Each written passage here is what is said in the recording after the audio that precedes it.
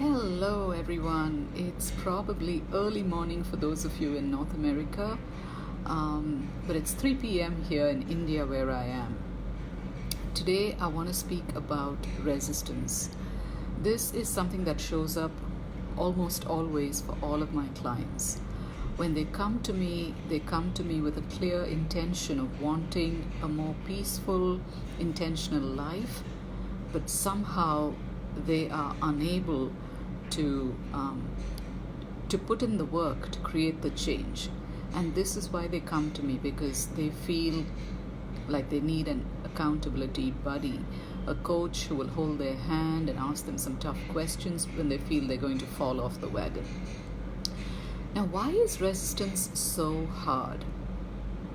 First of all, when you're starting a new practice, whether it is drinking a green smoothie, walking every day, or starting a meditation practice, do you find yourself starting out with the best intentions and then 2 weeks into it, you've either fallen off the wagon or you're not able to sustain the energy to do it?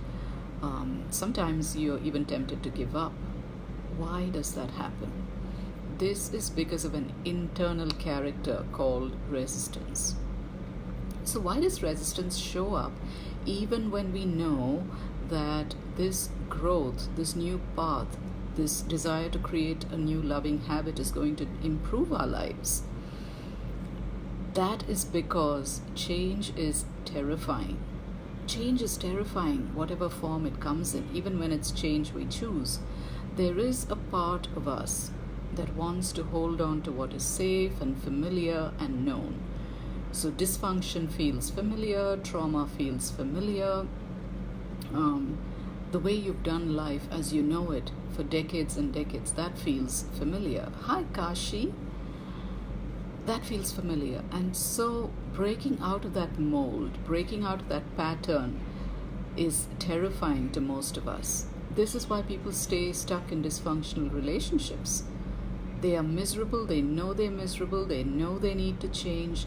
They know they need to put in place some habits that move them out of that relationship, and yet what is familiar feels known and safe.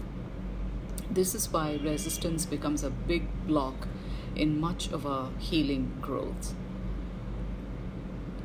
So the people who resist life are usually those who hold a core set of beliefs. One belief is that, hi Jackie, lovely to see you.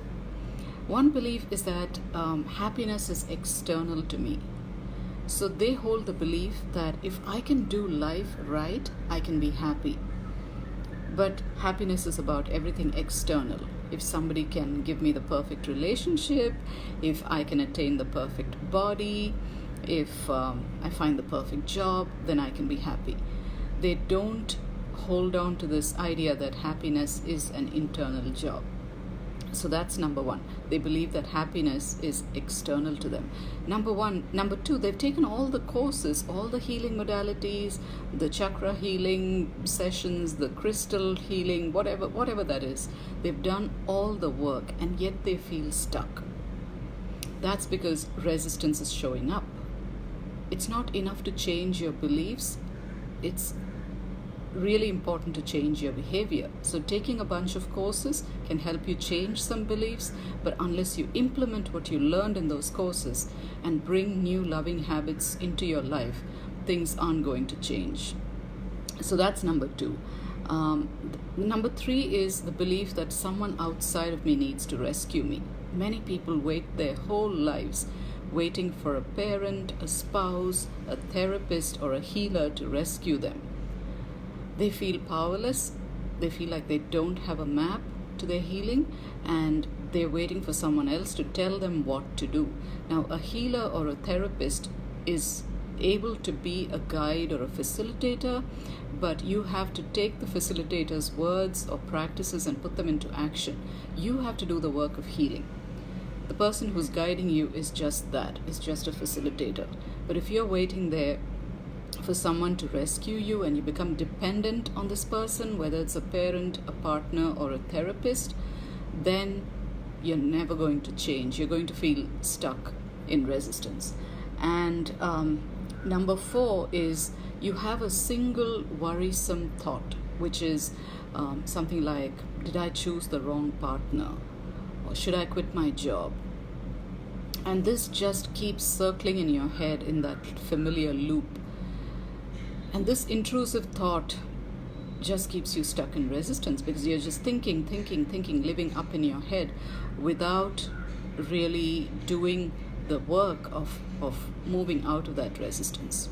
So I'm going to give you a set of 10 questions to ask yourself to identify if you are in resistance to something in your life, whatever that is, whether you are looking to have a hard conversation with someone, whether you're looking to quit a relationship, commit to new love, move out of the space of grief and get on with the work of healing yourself and moving forward with life.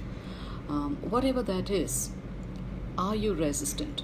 And resistance shows up in several forms. Resistance says, let's just binge watch Netflix and not write in our journal. Resistance says, oh, I'm too tired, I worked too hard all day, I don't have the energy to go for a walk. And I think I just deserve to lay on the couch because I worked hard all day. Resistance is really tricky and sneaky. It will keep you stuck. It will find everything in its power to keep you stuck because resistance clings to what is known and familiar and is invested in you staying in your comfort zone. So let me give you these 10 questions.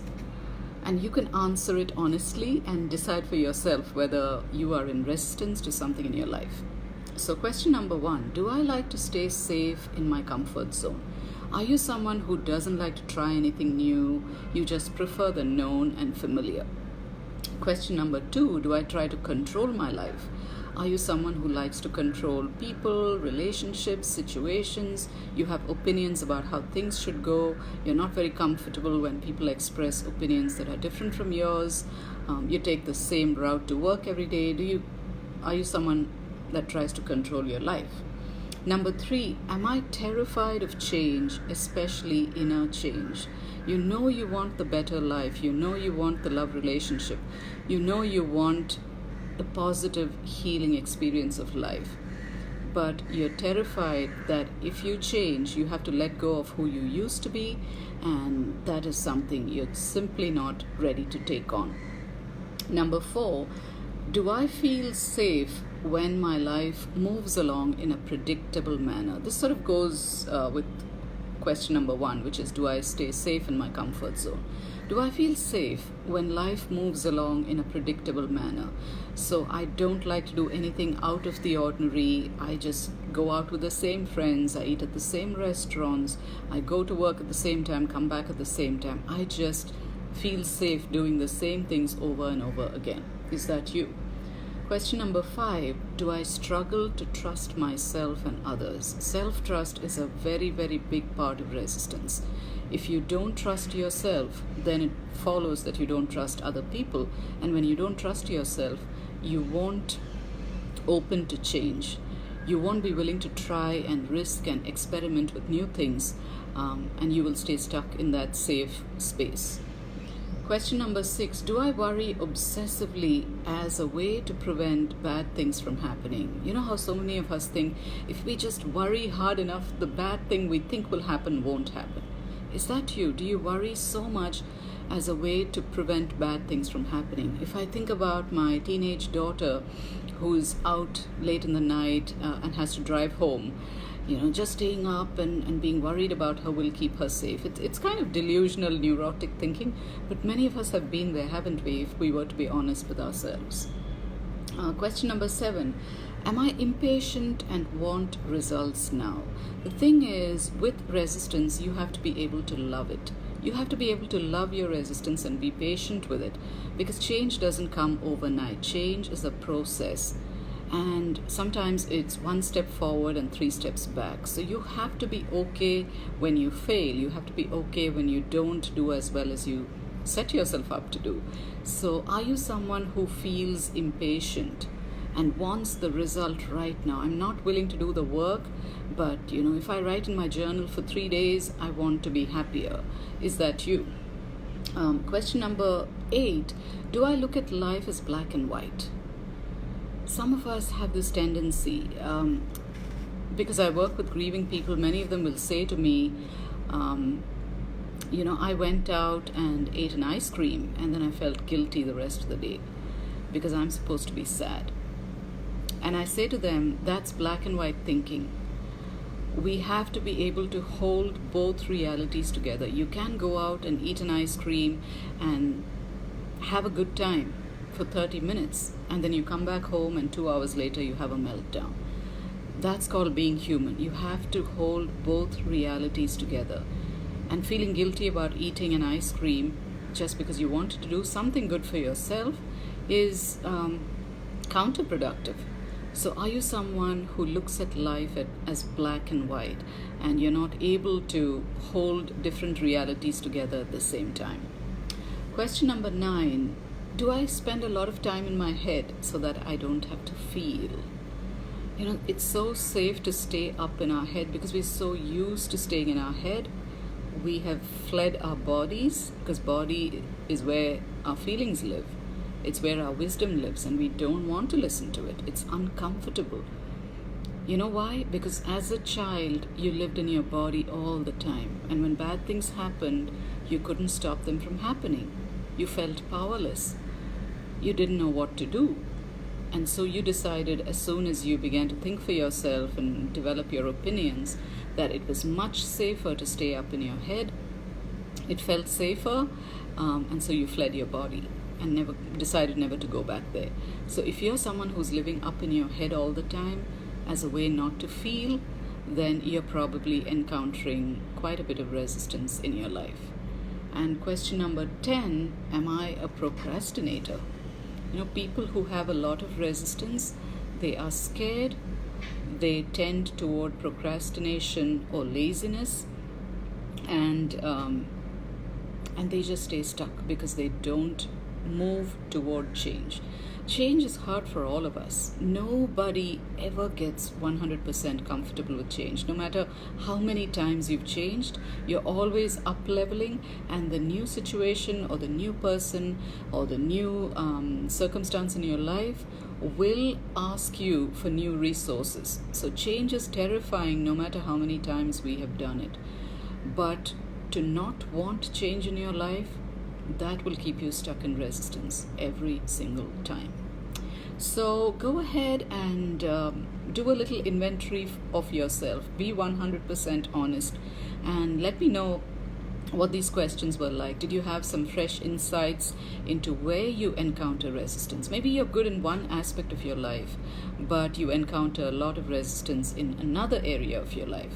So let me know what insights you had from this video. If you have any questions, post them below the video. Jackie says change is a process. Yes, absolutely. Change is not a one-time thing. We have to keep going through change over and over and over again. And every single time, change gets harder actually because you are expanding more and more as a soul. So the more you expand, the tougher the assignment and the more resistance shows up. And then you move through it and think, wow, I conquered this, I can do the next thing. And then the next assignment is even bigger and tougher and even more resistance shows up. That's just the nature of resistance. So I have 2 practices for you if you're interested. The first thing is awareness. Always name it when resistance shows up. Just catch yourself in the moment and say, there I am resisting something. I know it would help my body if I went out for a walk or went to yoga or kickboxing, but I just want to stay home and watch Netflix. Recognize it. When you're able to name it, you have more control over it, and you can shift out of it with recognition and awareness. And the second practice I have for you is make resistance your friend. So don't make resistance your enemy, because much like anxiety, when we are anxious, if we try to push it away, if we try to eradicate it, if we try to ignore it, anxiety will just pop up in some other way, and resistance is the same. So when you push against resistance, some degree of pushing is helpful because that is necessary for change. But if you push really hard and try to block resistance out of your life, that's not going to work. So make resistance your friend. Say, resistance, I see you. I see that you are my ally on this healing path. I see you, I acknowledge you, and I am willing to move through you. And then the third piece of this, you can channel your inner guide. So if you work with your inner guidance, maybe you connect to the universe or an angel, or maybe a wise grandmother, a deceased wise grandmother. Really channel the loving voice of your inner guidance. Much like, you know how when you were a child and said, I don't want to go to piano lesson, I don't want to learn how to play the piano anymore, and your dad or your mom said, I know, honey, but you have to go. And they took you, and when you got through the lesson, it was okay, it wasn't so bad. So you have to learn to be that voice of wisdom by channeling your inner guidance. So who is that guide for you? You can give this loving being a name if you don't have an angel or guide that you work with. Like I said, it could be a wise grandmother, it could be a tree, it could be anything. Just a source of wisdom that you connect with and say, I'm really encountering resistance here. I need your help. I'm willing to commit to change. I'm willing to commit to action, but I need you to help me. And just see what happens. Be curious. Even if you don't believe my words and what I'm saying right now, just bring an element of curiosity to the practice and see where it takes you. So that's what I have for today. Thank you, Jackie. So thank you all who joined me live, and if you're watching on the replay, I'd love to know if you have any questions for me. Let me know how these questions landed for you, the 10 questions that I shared. Post a comment below the video, and I would love to hear from you. That's it for now. See you next time.